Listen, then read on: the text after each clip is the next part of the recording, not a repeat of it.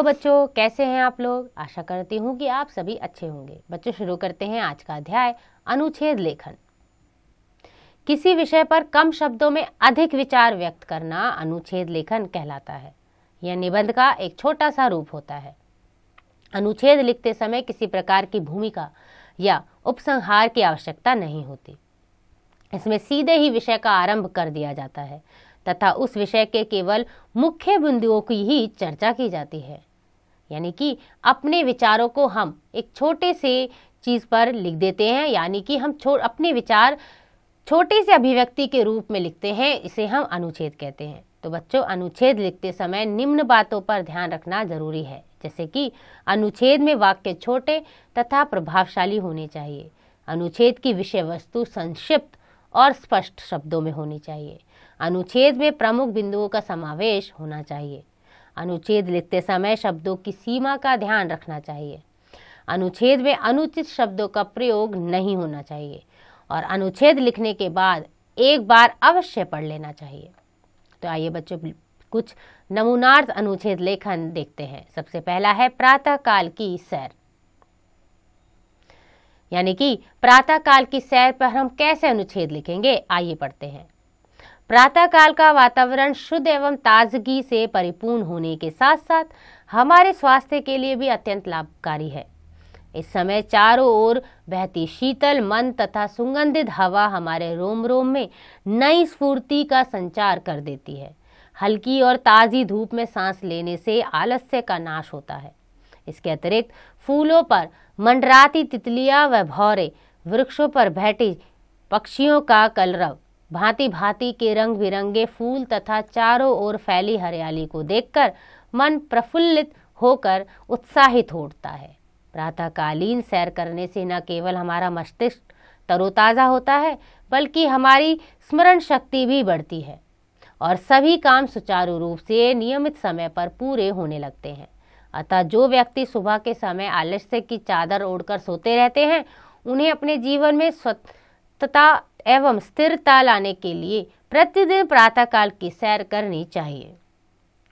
तो बच्चों, अगला है मधुर वाणी। जहाँ कोयल की मीठी वाणी सबका मन मोह लेती है, वहीं कौवे की कर्कश आवाज किसी को अच्छी नहीं लगती। मधुर वाणी न केवल सुनने वाले को बल्कि बोलने वाले को भी आत्म शांति प्रदान करती है। मनुष्य अपनी सद्भावनाओं का अधिकांश प्रदर्शन वाणी द्वारा ही करता है। मधुर वाणी तृप्त और दुखी व्यक्ति का सही और सच्चा उपचार है। मधुरता से भरे सहानुभूति के कुछ शब्द श्रोता को इतना सुख देते हैं जितना उसे संसार का कोई धनकोश नहीं दे पाता। मधुर भाषी शीघ्र ही सबका मित्र बन जाता है। लोग उसकी प्रशंसा करते हैं, यहाँ तक कि पराये भी अपने बन जाते हैं। इससे समाज में पारस्परिक सौहार्द की भावना पैदा होती है और लोग एक दूसरे की सहायता के लिए तत्पर हो जाते हैं। सामाजिक मान, प्रतिष्ठा और श्रद्धा का आधार भी मधुरवाणी ही है। मधुरवाणी किसी के मन को ठेस नहीं पहुंचाती, बल्कि अशांत हृदय को शांत करने में सहायक होती है। क्रूर और अत्याचारी अंगुलीमार महात्मा बुद्ध की मधुरवाणी को सुनकर हत्या और हिंसा का रास्ता छोड़ सन्यासी बन गया था। तो बच्चों, ये था उदाहरण कि किस तरह से हमने लिखा अनुच्छेद। अगला है आदर्श विद्यार्थी। विद्यार्थी शब्द का अर्थ है विद्या को चाहने वाला। विद्या प्राप्ति के इच्छुक व्यक्ति में कुछ विशेषताएं होनी आवश्यक है। यही विशेषताएं उसके लिए आदर्श कहलाती हैं। आदर्श विद्यार्थी विद्या के प्रति अनुरागी होता है। आचार्य चाणक्य ने कहा था कि विद्यार्थी को कौवे के समान प्रयास करने वाला, बगुले के भांति ध्यान रमाने वाला तथा कुत्ते की भांति कम सोने वाला होना चाहिए। उसे काम, क्रोध, लोभ, स्वाद व व्यर्थ के कार्यों से दूर रहना चाहिए। विद्यार्थी को स्वावलंबी, परिश्रमी व एकाग्रचित्त होना चाहिए। विद्यार्थी को अपने हर क्षण का उपयोग नई नई बातें सीखने व अच्छी आदतें अपनाने में करना चाहिए। उसको सदा अनुशासन में रहकर सभी नियमों का भलीभांति पालन करना चाहिए, क्योंकि नियमों का पालन करने से ही उसमें अच्छी आदतें तथा उच्च संस्कार विकसित होते हैं, जो उसे उन्नति के मार्ग की ओर बढ़ाते हैं। इसके अतिरिक्त यदि वह सादा जीवन, उच्च विचार का सिद्धांत अपने जीवन में अपनाता है तो अवश्य ही सफलता के उच्च सोपान प्राप्त करता है।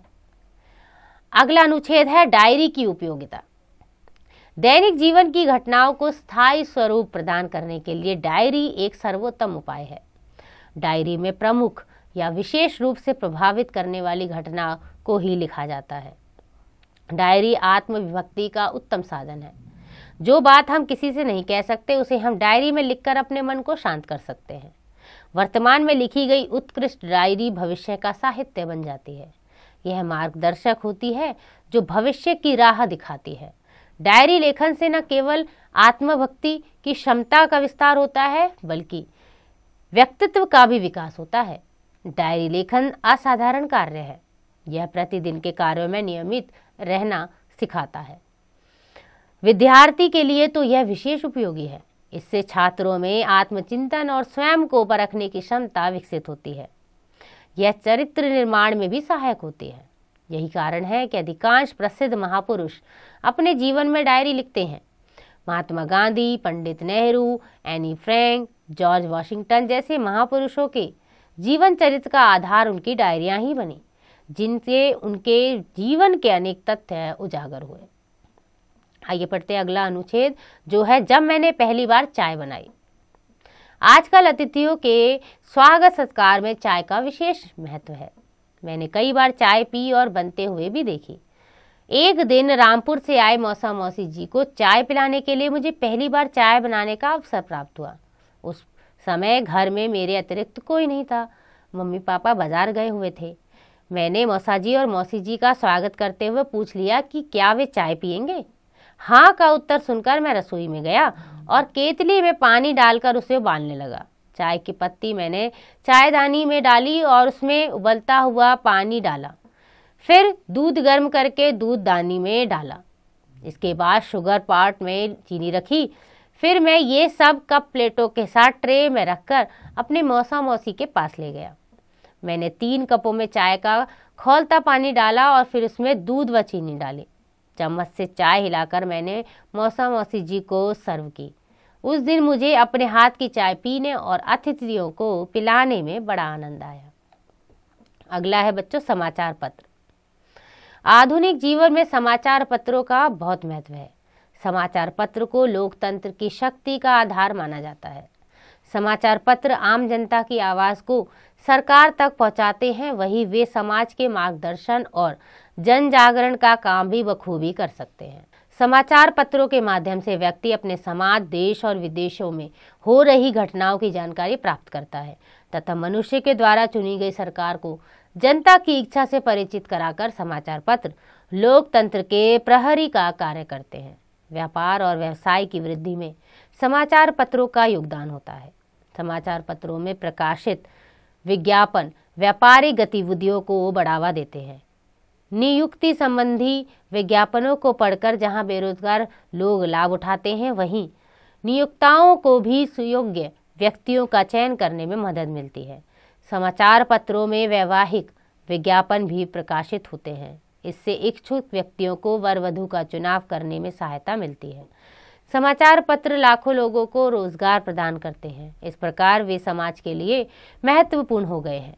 समाचार पत्र को निष्पक्ष, स्वार्थ रहित और जनता के प्रति समर्पित होना चाहिए। आइए पढ़ते हैं बच्चों अगला अनुच्छेद, भ्रष्टाचार की समस्या। आधुनिक युग की सबसे बड़ी समस्या भ्रष्टाचार है। आज पूरा समाज भ्रष्टाचार से ग्रस्त और त्रस्त है। इसके कारण पूरे समाज का चारित्रिक पतन हुआ है। भ्रष्टाचार के कारण ईमानदार और कर्तव्यनिष्ठ लोगों का जीना मुश्किल हो गया है।